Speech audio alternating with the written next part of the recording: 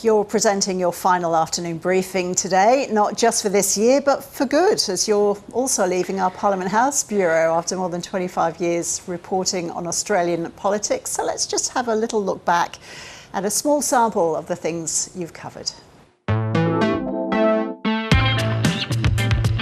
I think the very least that John Howard can expect from the party room are a few terse questions. For a Prime Minister who worked so hard to defend his trip here, Kevin Rudd is saying little about it now. At the press club, Tony Abbott and Julia Gillard could get the best of both worlds, starting out in the main debating room and then matching wits in the kitchen. Personally, I would peel it first. The 43rd Parliament will be unlike any other in the last 60 years. Parliament seemed like a sanctuary, but it was hardly that. As she sat there, Simon Crean was upstairs, lighting the spark on the spill. Team Gillard was in survival mode. Team Rudd was about to be tested. Well, James, those recriminations have already begun. Let's go through the list of casualties. But when the changes come, they'll be dramatic. There'll be at least 2 more Greens, the Independents will be wiped out, and the Democrats are fast disappearing. Greg, you've hardly changed a bit, so how do you feel looking back at your body of work, and how's Australian politics changed over the time you've been there at CPH?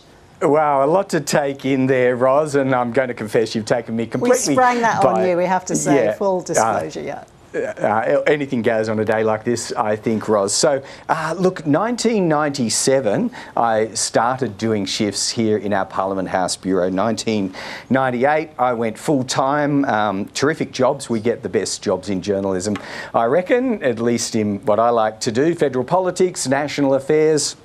I did it for radio, TV, then digital, and as that video highlight kind of traced, it spanned the prime ministerships of John Howard, Kevin Rudd, Julia Gillard, Kevin Rudd, Tony Abbott, Malcolm Turnbull, Scott Morrison, Anthony Albanese. There were a bunch of elections thrown in there, a budget every year except for one spent in the United States when Australia's borders were shut, Ros, and countless interview assignments in many countries, Indonesia, Japan, Europe, South America, the Pacific. It really has been a privilege, taken it seriously. In answer to your question, how has it changed?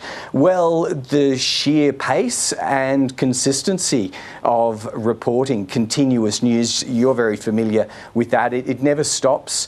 Ros, we probably do more with less in the news game now, partly as a result of, productivity gains and technology that helps us. But yeah, it's hard work. I would say harder work now than when I first arrived in 1997. And I have to say, Ros, one of the many privileges is the countless conversations I've been able to have with you, stretching back to a bulletin we used to call the midday news. Oh, I think that was our first encounter, wasn't it? That's right. It's certainly been a pleasure on my part too.